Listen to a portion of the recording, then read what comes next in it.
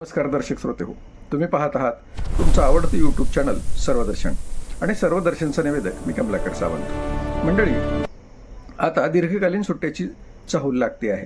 बाहेर प्रचंड ऊन आहे.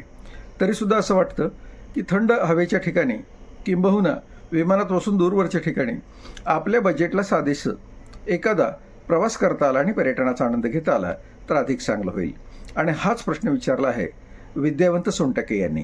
विद्यावंत असं म्हणतात, सिंगापूरला मला जायची खूप इच्छा आहे, पण एका सर्वसामान्य माणसाला सिंगापूरला जायला इकॉनॉमी क्लासचं तिकीट किती, मुंबईवरून किती पैसे घातल्यानंतर तिथं जाता येईल, 3 रात्री आणि 4 दिवस जर मी तिथं राहिलो तर साधारणपणे हॉटेलचा खर्च किती येईल आणि जेवणाचा खर्च किती येईल. विद्यावंतजी, आपला प्रश्न आम्ही आमच्या तज्ज्ञ मंडळीकडे पाठवला आहे आणि त्याचं उत्तर म्हणून आता आपण मुंबई ते सिंगापूर आणि सिंगापूर ते मुंबई या परत 4 दिवसीय प्रवासामध्ये किती खर्च येईल आणि तिथे काय बघता येईल यावर आपण चर्चा करूया. मुंबई ते सिंगापूर अशा 4 दिवस आणि 3 रात्रीच्या सहलीसाठी अंदाजे किती खर्च येईल आणि तिथे काय काय पाहता येईल याची माहिती विचारल्यावरून आपण ती सांगतो आहोत. हे नियोजन साधारणपणे जून 2026 या कालावधीसाठी असेल हा अंदाज लावून आपण पाहूया. प्रवासाचा खर्च विमानाचं तिकीट विचार केलं तर मुंबई ते सिंगापूर इकॉनॉमी क्लासच्या येण्या जाण्याच्या तिकिटाचे दर साधारणपणे खालीलप्रमाणे असू शकतात. एअर इंडियानं जर आपण सिंगापूरला गेलात तर 23,000 ते 24,000च्या आसपास आपल्याला तिकीट लागू शकतं आणि सिंगापूर एअरलाईन्सनं जर आपण गेलात तर 30,000 रुपयापेक्षा सुद्धा जास्तीचं तिकीट राहू शकतं.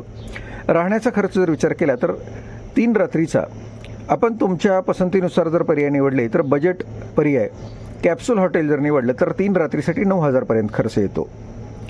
या उलट मध्यम 3 स्टार हॉटेलमध्ये आपण गेलं तर 3 रात्रीसाठी 43,000 ते 44,000 खर्च येऊ शकतो. आणि जर आपण आरामदायी 4 तारांकित हॉटेलमध्ये गेलात तर 3 रात्रीसाठी 50,000 सुद्धा खर्च आपणाला येऊ शकतो. जेवणाच्या खर्चाचा विचार केला तर सिंगापूरमधील जेवणाचा खर्च तुम्ही कुठेही जेवता यावर अवलंबून असतो. हॉकर सेंटर्समध्ये जर तुम्ही जेवलात तर इथे स्वस्त आणि चविष्ट जेवण मिळते. एका व्यक्तीसाठी दिवसाला 800 ते 1,500 रुपये खर्च येऊ शकतो. चिकन, राईस, नूडल्स, डोसा आणि पर्याय हे 300 ते 500 रुपयामध्ये मिळतात. मध्यम हॉटेलचा जर विचार केला तर इथे दिवसाला 2,000 ते 3,500 सुद्धा खर्च येऊ शकतो. सिंगापूरमध्ये 4 दिवसात जर पाहायचं झालं तर सिंगापूरमध्ये अनेक प्रेक्षणीय स्थळं आहेत. पहिल्या दिवशी मर्लियन पार्क आणि रात्री गार्डन्स बाय द बे मधील लाईट शो पाहणं तुमच्यासाठी आनंददायी असू शकतं.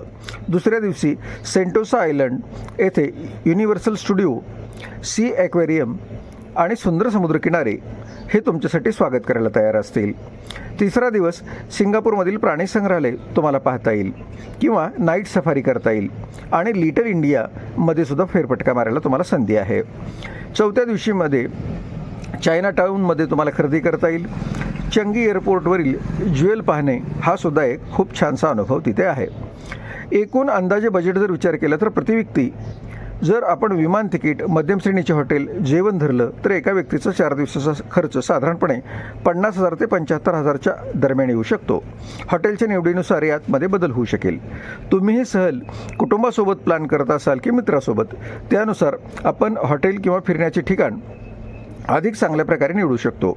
आपण सुरुवातीला विमानाचे तिकीट बुक करण्यापासून सुरुवात करायची का? आणि जर असं असेल तर आपण बघा, मुंबई ते सिंगापूर या ट्रिपमध्ये 15 जून ते 16 जूनला आपण गेला तर एक प्रौढ व्यक्तीला आपणाला साधारणपणे 5 तास 55 मिनिटाच्या प्रवासासाठी 22,456 रुपये सुद्धा खर्च येऊ शकतो. त्यामध्ये हे येण्या जाण्याचं तिकीट असू शकतं. तर त्यासोबतच आपण बघितलं तर तीच गोष्ट तेवढ्याच साधारणपणे तिकिटामध्ये जाता येऊ शकते. या उलट आपण दुसरं तिकीट काढलं तर ते 22,877 सुद्धा असू शकतं आणि त्यानंतर 23,884 असू शकतं. शिवाय जर तुम्ही आणखी वेगळ्या विमानानं गेला तर 30,320पर्यंत सुद्धा तुम्हाला तिकीट लागू शकतं.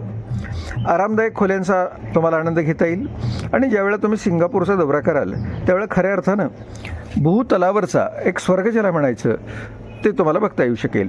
आणि खरं तर ज्यावेळेला तुम्ही एखादा प्रवास करता त्यावेळेला तुम्हाला खूप ज्ञान त्याच्यामधून मिळत असतं.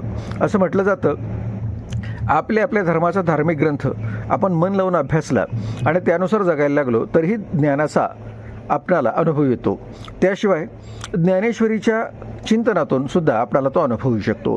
आणि याला पर्याय म्हणून तुम्ही देशाटन करणार असाल आणि उघड्या डोळ्यांनी सगळं बघत अंतर्मनामध्ये तुमच्या अनुभवाचा जर संग्रह करणार असाल तरीसुद्धा तो ज्ञानाचा अनुभव होऊ शकतो. म्हणून मुंबई ते सिंगापूर आणि सिंगापूर ते मुंबई हे येत्या सुट्टीमध्ये प्लॅन करणार असाल तर निश्चितपणे तुमच्या आनंदात आणि अनुभवामध्ये वाढ होऊ शकते.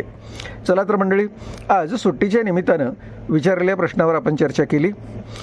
या चर्चेमध्ये तुम्हाला अधिक काय वाढवता येऊ शकेल, तुम्हाला जे काही वाटलं ते तुम्ही आपल्या संदेश बॉक्समध्ये नेमून देऊ शकता, लिहू शकता, पाठवू शकता. आम्ही तुमचं स्वागतच करू.